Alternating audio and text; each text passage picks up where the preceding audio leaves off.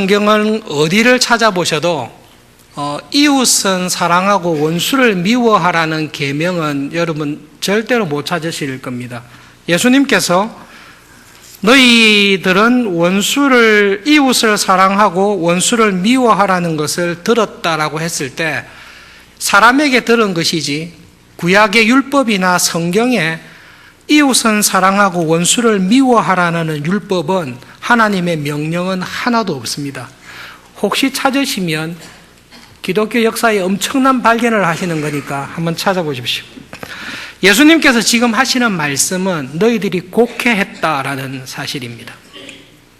그런데 이렇게 곡해할 만한, 그래서 하나님의 뜻이 이웃은 사랑하지만 원수는 미워해도 된다, 아니 원수는 미워하는 게 당연하다, 하나님의 백성들이라 할지라도 이웃은 사랑하지만 원수는 미워하는 것이 하나님의 백성의 생활 원리다, 뜻이다라고 오해할 수 있는 여지는 여러 군데 있습니다. 특별히 시편 69편에 보면 구약에서 하나님께서 자기 백성들에게 원수는 미워하라고 가르치셨다라고 오해할 수 있는 본문이 있습니다. 69편에 보면 이런 기도가 있습니다. 하나님, 내 원수의 눈을 어둡게 해주십시오. 앞을 보지 못하게 하시고 눈이 어두워 인생길에서 방황하게 해주십시오. 하나님, 내 원수의 허리에 힘을 빼주셔서 종일 비틀거리며 살게 해주십시오. 하나님, 원수의 집을 무너뜨려 주십시오. 원수의 거처가 황폐하게 해주시고 하나님께서 말씀하신 진노가 저 원수의 집에 영원토록 자손에 이르듯까지 저주와 심판을 받게 해주십시오. 그런 시편의 내용들, 구약의 내용이 있습니다. 그래서 하나님의 백성들 가운데 오해한 백성들이 있습니다. 하나님께서도 이웃은 사랑하지만 원수는 미워하라고 하셨다라고 오해한 사람들이 있습니다. 대표적인 사람이 선지자 요나입니다. 요나는 니느웨 백성들이 구원받는 게 너무너무 싫어서 니느웨 백성들을 하나님이 구원하실까 봐 도망을 갔던 사람입니다. 예수님 시대에 아마 많은 바리새인들과 서기관들이 하나님의 율법에 없는 추측에 의한 이런 가르침을 이스라엘 백성들에게, 유대인들에게 가르치고 있었음이 분명합니다. 예수님께서 너희가 이렇게 가르치는 것을 들었다라고 이야기를 했으니까 지금도 유대인들에게 하나님의 자녀가 우리가 이 세상 살 때 이웃은 사랑하지만 원수는 미워해도 된다, 미워해야 된다, 그렇게 가르침을 받고 살아가는 교인이 있었습니다. 예수님께서는 우리들을 향해서 하나님의 백성인 교회의 교인으로, 세례 교인으로 살아가는 우리들에게 하나님의 뜻을 말씀하고 계십니다. 하나님의 자녀인 너희들은 이웃을 사랑할 뿐만 아니라 원수도 사랑해라. 그리고 너를 핍박하거나 박해하는 사람이 있을 때 그 사람을 용서하고 친구를 위해 기도하듯이 그를 위해서 기도해라. 그것이 하나님을 믿는 하나님의 자녀들이 살아가는 생활 원리다라고 말씀해 주십니다. 솔직히 우리는 친구를 제대로 사랑하기도 쉽지 않습니다. 가족도, 내가 좋아하는 사람도 제대로 사랑하기가 쉽지 않은 사람들입니다. 그런데 원수를 사랑하라고 하는 것은 사실은 정말로 이거 그대로 믿습니까? 설교 제목은 이렇는데요. 여러분 정말로 이렇게 믿습니까? 우리는 이웃은 사랑하지만 원수는 미워하는 것이 훨씬 가깝습니다. 이 말을 받아들이는 것은 예배 때 목사님을 통해 설교를 하니까 우리가 받을 뿐이지 정말로 이렇게 살아야 되겠다라고 생각하지는 않습니다. 그런데 예수님께서 왜 원수를 사랑하며 박해하는 자를 위해 기도해야 됩니까? 라고 물었을 때 예수님의 정확한 이유가 있습니다. 45절에 있습니다. 이같이 한즉 너희들이 하늘에 계신 너희 아버지의 아들이 될 것이다. 예수님께서는 우리가 원수를 사랑하면서 살아야 될 이유를 어디에 찾는고 하면 우리의 정체, 우리의 신분이 하나님의 자녀들이기 때문이다. 그렇게 이야기를 하고 있습니다. 그러면서 우리의 하늘 아버지 되시는 하나님이 어떤 분이신지를 예수님은 말씀하고 있습니다. 너희들이 아버지라 부르며 기도하는 하나님은 어떤 분인고 하면 햇볕을 비추어 주실 때 악인과 의인에게 동시에 햇볕을 주시고 비를 내려 주실 때에 착한 사람과 나쁜 사람에게 동시에 비를 주신다. 하나님은 은혜를 베푸실 때에 의인이든 죄인이든 선한 사람이든 악한 사람이든 구별하지 아니하고 햇볕과 비를 주신다. 그것을 통해 우리에게 하시는 말씀이 있습니다. 하나님은 어떤 행동을 하실 때 하나님 아닌 다른 어떤 것에 영향을 받아서 행동하시는 분이 아닙니다. 하나님께서는 어떤 행동을 하실 때 하나님의 본성에 따라서 행동하시는 분이다. 그런데 그 하나님의 본성이 어떻는고 하면 하나님은 햇볕과 비를 의인과 죄인에게 선인과 악한 자에게 함께 주시는 분이다라고 말씀하십니다. 우리가 믿고 아버지라고 부르는 하나님이 그런 분입니다. 하나님께서는 저 사람이 나에게 어떻게 대하는지를 보고 은혜를 베풀겠다. 하나님의 태도를 하나님을 대하는 우리의 태도에 따라서 결정하지 않습니다. 만약에 하나님께서 우리를 향해 은혜를 베풀지 안 베풀지를 우리의 태도를 보고 결정한다면 솔직히 우리 가운데 햇볕 보면서 지내실 분이 그렇게 많지 않으실 수 있습니다. 정말로 하나님께서 내가 하나님 보시기에 선을 행하고 의롭게 행하는 그 기간만큼만 햇볕을 비추어 주시고 그 기간만큼만 비를 비춘다고 하시면 하루에 한 몇 시간 정도 햇볕 받으실 자신이 있습니까? 그런데 우리는 오해합니다. 우리는 어떻게 오해하는가 하면 하나님께서 나에게 은혜를 베푸시는 것은 내가 경건하고 거룩하고 열심히 신앙적으로 살았으니까 은혜 베푸신다라고 우리는 오해를 합니다. 정말로 하나님께서 하나님 보시기에 경건하고 거룩하고 의롭게 신앙생활을 한 사람에게 은혜를 베푸신다면 하나님의 은혜를 받을 사람은 성경은 한 사람도 없다라고 단언하십니다. 그것은 예수님을 믿기 전이나 예수님을 믿고 난 이후나 하나님의 일관된 본성입니다. 여러분, 하나님은 우리가 하나님을, 내가 하나님을 어떻게 대하는가에 따라서 나에게 은혜를 주시고 벌을 주시는 분이 결코 아닙니다. 만약에 그렇다면 우리는 태어나서 햇볕 보지 못하고 죽었을 가능성이 훨씬 큽니다. 우리의 어떤 행위가 하나님께서 은혜를 주실 수밖에 없을 정도로 하나님이 요구하는 의의 기준에, 하나님이 요구하시는 경건의 기준에 충만하게 이르도록 거룩하고 경건하고 말씀과 기도와 봉사가 이 기준을 맞추는 사람이 한 사람이라도 있습니까? 한 사람도 없습니다. 한 사람도 없기 때문에 예수님께서 그 기준을 맞추기 위해 십자가를 지시고 죽으실 수밖에 없었습니다. 예수님께서 그 말씀을 하십니다. 우리의 하늘 아버지는 행동을 하실 때 다른 사람이 하나님에 대해서 어떻게 하는가에 따라서 행동하시는 분이 아닙니다. 하나님은 하나님의 본성에 따라서 스스로 움직이시는데 하나님이 본성상 용서하기를 좋아하시고 본성상 사랑을 좋아하시고 본성상 의인과 악인에게 공의 은혜 베푸시기를 기뻐하시는 은혜로우신 하나님입니다. 우리는 그 하나님을 아버지라고 부르고 있습니다. 그래서 예수님께서 우리에게 하신 말씀이 그러므로 천국의 백성된 하나님을 아버지라 부르는 너희들은 이웃을 사랑할 뿐만 아니라 원수도, 너를 기분 나쁘게 하는, 너를 박해하고 자존심을 상하게 하는 사람도 사랑해라. 왜냐하면 너희들은 그런 하나님의 자녀이기 때문이다.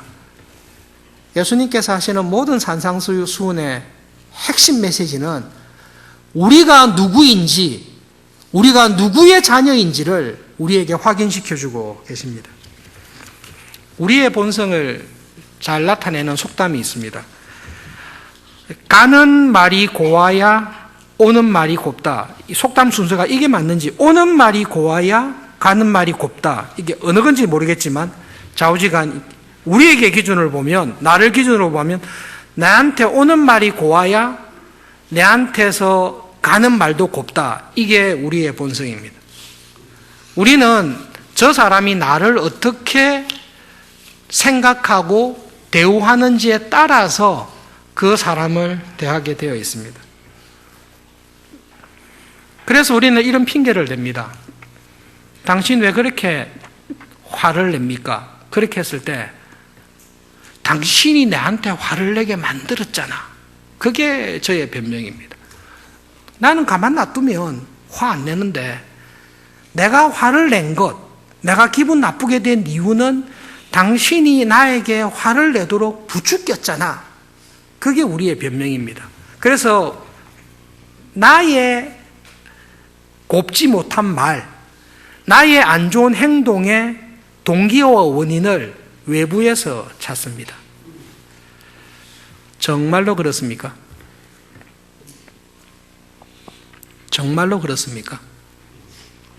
정말로 내가 화를 낸 게 저 사람 때문입니까?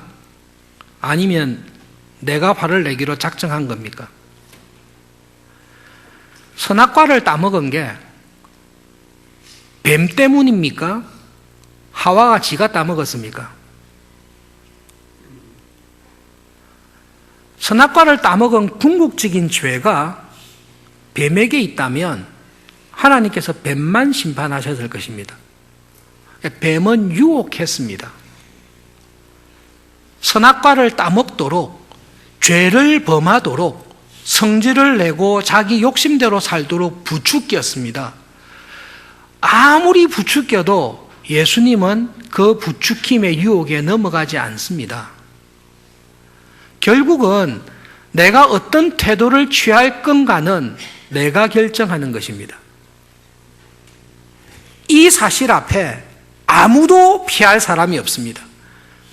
예수님을 팔기로 작정한 것은 유다가 결정한 것입니다.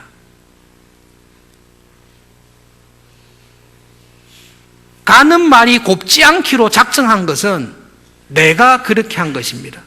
그런데 하나님께서는 어떤 행동이나 말을 하실 때 하나님께서는 자기의 본성에 따라 움직이십니다. 하나님이신 예수님께 모든 것을 다 찔러 보십시오. 그러면 예수님께 뭐가 나옵니까? 예수님에게서 나오는 것은 예수님의 말씀만 나옵니다. 하나님에게 막 찔렀더니 항상 고운 말만 하시다가 하나님을 견딜 수 없을 정도로 찔렀더니 나쁜 말이 나오더라. 하나님은 그렇지 않습니다. 하나님이 심판하실 때는, 회개하지 아니한 죄인들을 심판하실 때는 하나님의 정의로운 본성에 따라서 심판하십니다. 성질이 나서 심판하시지 않습니다. 예수님께서 우리들에게 이웃을 사랑할 뿐만 아니라 원수도 사랑하라고 하셨을 때는 하나님의 본성이 그렇기 때문에 그 하나님이 자녀인 우리들도 그렇게 해야 된다라고 말씀하고 계십니다. 오해하지 마십시오. 예수님,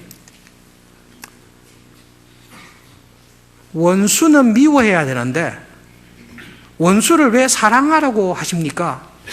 그렇게 물었을 때에 세상에서 말하는 결과론, 좋은 결과를 얻기 때문에 하라고 예수님은 말씀하지 않습니다. 세상 사람은 이렇게 할 수 있습니다. 저 사람이 화가 나서 이렇게 하더라도 친절하게 좋게 대해라. 그러면 그 사람이 나중에는 오해를 풀고 나중에는 원수였던 사람이 친구가 되지 않냐. 그러니까 오는 말이 나빠도 가는 말을 곱게 하면 원수가 친구가 되니까 그 좋은 결과를 생각하면서 원수를 사랑해라. 예수님은 그렇게 하지 않습니다. 예수님, 내가 왜 원수를 사랑해야 됩니까? 라고 물었을 때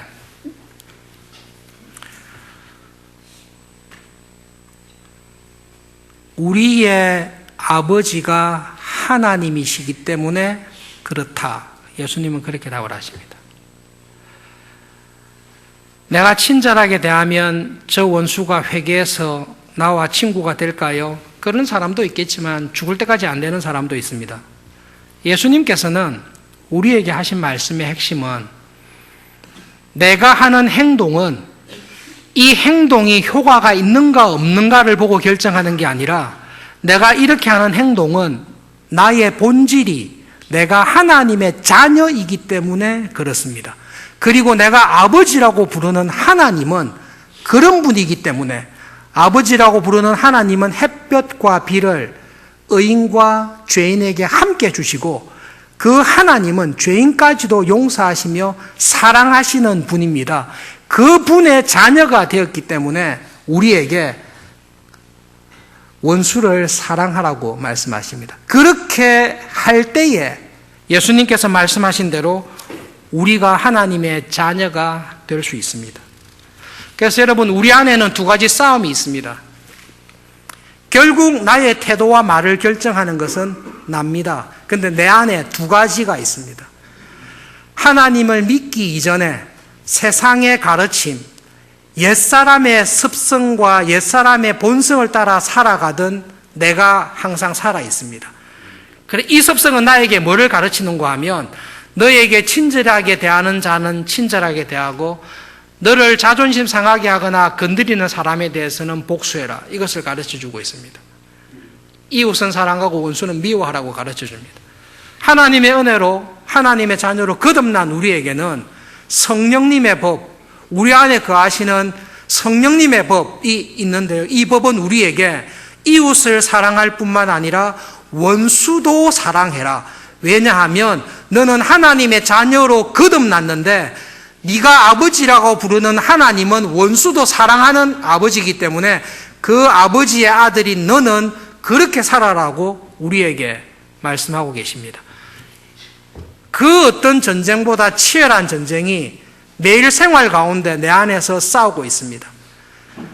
내가 옛사람의 습성을 따라서 살아갈지 하나님의 자녀다운 구원의 은혜를 받아 원수까지 사랑하면서 살아갈지를 결정하는 것은 내가 하는 것입니다. 대만에 미국인 선교사로 가셨던 잔과 드보라라는 부부가 있었습니다. 대만의 아마 작은 도시 타이퉁이라는 곳에 가서 전도를, 선교 사역을 시작하셨습니다. 작은 마을에 언어를 배우고 개척교회를 시작하면서 교인들을 1명, 2명, 마을 사람들을 전도했습니다. 복음의 능력이 조금씩 확장되니까 작은 마을에 세력을 잡고 있었던 절의 주지성이 긴장을 느끼고 화가 났습니다.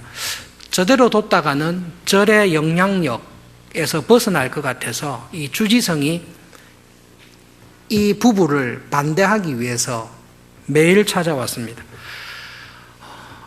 매일 10시간씩 선교사님 집 앞에 와서 저주하고 주문을 외우고 폭죽을 터뜨리면서 매일 10시간씩 아침부터 밤늦게까지 선교사 집 앞에서 저주하는 주문을 외웠습니다. 일주일 내내 일요일도 쉬지 않고 내내 그렇게 했습니다. 얼마나 폭죽과 주문을 많이 외웠는가 하면 선교사님 집에 주차해놨던 자동차에 이 폭죽에 제가 자동차를 덮을 정도로 폭죽을 날리면서 매일 10시간씩 출근해서 저주를 했습니다. 그리고 마을 사람들에게 찾아다니면서 외국인 선교사와 사귀지 마라. 친절하게도 대하지 마라. 내 말을 어기면 저주와 재앙이 있을 것이다. 온 마을을 돌아다니면서 협박하면서 선교사 부부를 반대하고 악하게 대하게 됐습니다. 선교사님 부부가 고민이 됐어요. 저 주지성 어떻게 해야 될까 고민하다가 선교사 부부가 결정한 게 있습니다. 매일 집 앞에 와서 10시간씩 저주를 해대니까 얼마나 다리가 아프겠습니까? 그래서 의자를 한 개, 하다가 좀 쉴 수 있는 의자 한 개를 좀 놔뒀습니다. 설교를 1시간, 2시간 이렇게 하면 목이 쉬잖아요. 10시간씩 해보면 얼마나 힘들겠습니까? 진짜로 음료수를 갖다 놨습니다. 그리고 10시간 내내 밥도 안 먹고 할 테니까 정말 테이블을 준비해서 중국 사람들이 잘 마시는 찻잔과 작은 밥그릇에 밥 먹고 하시라고 밥을 좀 준비했습니다. 10시간 내내 햇볕 가운데 있으면 덥잖아요. 그래서 정말 햇볕을 피할 수 있도록 파라솔 같은 거, 우산 같은 거 한 개 설치해 줬습니다. 주지성에 와서 보니까 앉을 의자가 있고 목마르면 마실 물이 있고 배고프면 먹을 양식이 있고 차도 있습니다. 그늘을 피할 때도 있습니다. 4개월을 했습니다. 4개월이 지나고 난 다음에 갑자기 주지성이 안 찾아왔어요. 하나님께서 은혜 주셨다라고 생각했는데 나중에 알게 된 것이 그 4개월 이상 계속 하고 있으니까 동네 사람들이 그 주지성을 찾아갔습니다. 그래서 한 말이 이거예요. 당신은 저 사람들을 매일 저주하는데 저 사람은 당신에게 매일 먹을 양식을 주지 않습니까? 됐습니다. 그만하고 절로 올라가세요. 마을 사람들이 가라고 했습니다. 그것을 나중에 알게 되었습니다. 우리의 본성은 나를 우습게 여기고 나에게 악하게 대하고 원수처럼 구하는 사람을 미워하는 게 우리의 본성에 정말로 가깝습니다. 그런데 이 본성이 옛사람의 본성입니다. 여러분, 이 본성은 우리가 예수님과 함께 십자가에 못 박은 지가 이미 오래되었습니다. 예수님은 우리를 향해 뭐라고 말씀하시는가 하면 너희들은 옛사람과 그 욕심을 따라 살아가던 사람은 이미 십자가에서 죽었고 너희들은 그리스도 예수 안에서 새로운 피조물로 거듭났다. 너희들은 새 사람이고 내가 너희들을 볼 때는 너희들은 하나님을 닮은 자녀들이다. 하나님을 닮은 자녀들은 하나님을 반드시 닮게 되어 있는데 그 하나님은 악을 악으로 갚지 않고 악을 선으로 갚으시는 분이다. 너희가 하나님의 자녀라면 이웃을 사랑할 뿐만 아니라 원수도 사랑해라. 왜냐하면 너희들은 이미 하나님의 은혜로 거듭나서 우리 안에 내주하시는 성령님으로 말미암아 악을 선으로 이길 수 있는 은혜의 자리에 이미 들어와 있습니다. 마귀는 우리에게 항상 유혹합니다. 너는 그 자리에 있는 사람이 아니야. 너는 이 자리에 있기보다 옛사람의 습성대로 악을 악으로 갚는 쪽에 더 맞다라고 우리를 끊임없이 유혹합니다. 예수님께서 원수를 사랑하고 이유 없이 너를 박해하는 자를 위해서 기도하며 용서하라고 이야기했을 때 예수님 이거 안 됩니다. 안 됩니다. 우리가 하나님의 은혜 안에 영적으로 거듭나 하나님의 자녀가 되고 성령 하나님이 내 안에 계시지 아니하면 이게 불가능합니다. 그러나 예수님께서 이 말씀을 나에게 하실 때에는 내가 이미 옛사람이 죽고 내가 이미 하나님의 자녀로 거듭났습니다. 내 안에 악을 선으로 이길 수 있도록 도우시는 성령 하나님이 날마다 나에게 함께 하셔서 일용할 양식을 주십니다. 내가 할 수 있는 일, 내가 하는 일은 딱 한 가지인데요. 옛사람의 습성을 따라 살려가는 나를 부인하고 내 안에 계시는 성령님의 뜻을 따라 순종하면 됩니다. 여러분, 우리가 믿음으로 구원을 얻었습니다. 말씀을 배울 때마다, 성경을 읽을 때마다 가장 근본적인 질문을 하게 됩니다. 구원이 뭔가? 구원이 뭔가? 죽어서 천당 가는 것입니까? 정말로 구원이 죽어서 천당 가는 길이라면 가능한 한 위험한 일을 해서 빨리 죽는 게 낫습니다. 그게 구원의 목적이라면, 정말 죽어서 천당 가는 것이 구원의 가장 큰 복이요, 가장 중요한 일이라면, 좀 많이 살아보셨죠? 많이 살았기 때문에 별 볼 일 없죠, 이 세상에. 그냥 빨리 죽어서 가는 게 제일 좋습니다. 그러나 하나님께서 우리에게 주신 구원의 은혜가 하나님의 형상대로 하나님을 쏙 빼닮은 존재로 지었는데 그것을 다 잃어버렸습니다. 그것을 다 잃어버렸습니다. 건드리면 하나님의 형상이 튀어나오는 게 아니라 세상의 욕심과 타락한 본성과 마귀의 습성을 따라가는 것들이 막 쏟아나오는 것을 볼 때에 내가 괴롭습니다. 그런데 하나님께서 주신 구원이 그 하나님의 놀라운 형상, 잃어버린 그 형상이 내 안에서 다시 회복되고 내가 그 하늘 아버지의 원래의 모습을 닮아가는 이 기쁨이 구원이라는 것을 안다면 세상은 살만한 곳입니다. 아니요, 세상은 그러기에 가장 적합한 곳입니다. 하나님, 나에게 왜 이런 어려움을 두십니까? 내가 이것만 없으면 하나님 말씀대로, 하나님 이것만 해결되면 모든 사람을 사랑하면서 살 수 있을 것 같은데요. 아니요. 우리 가운데 내 속에 하나님의 형상을 이루기에 정말로 필요해서 나를 이 자리, 이 어려움, 이런 문제, 이런 상황에 나를 하나님께서 의도적으로 두신 것입니다. 하나님, 나에게 왜 이런 자리, 이런 사람, 이런 형편에 두셨습니까? 실수하신 게 아닙니까? 라고 물을 때 하나님께서는 아니라고, 내가 생각할 수 있는 최고의 지혜가 네가 거기에 있는 거라고. 그 자리에서 하나님의 자녀답게 잃어버린 하나님의 형상을 회복해가는 이 스릴 넘치는, 이 전쟁 속에서 발견하는 하나님의 위로와 은혜가 우리 한 주간의 삶에 항상 있기를 바랍니다. 기도하겠습니다.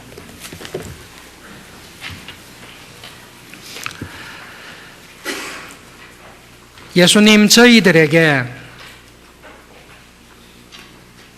이웃을 사랑할 뿐만 아니라 원수도 사랑하고 박해하는 자를 위해 용서하며 기도해 주라고 말씀하셨을 때에 예수님께서는 이미 우리들에게 주신 놀라운 구원의 은혜를 확인해 주신 것임을 기억합니다.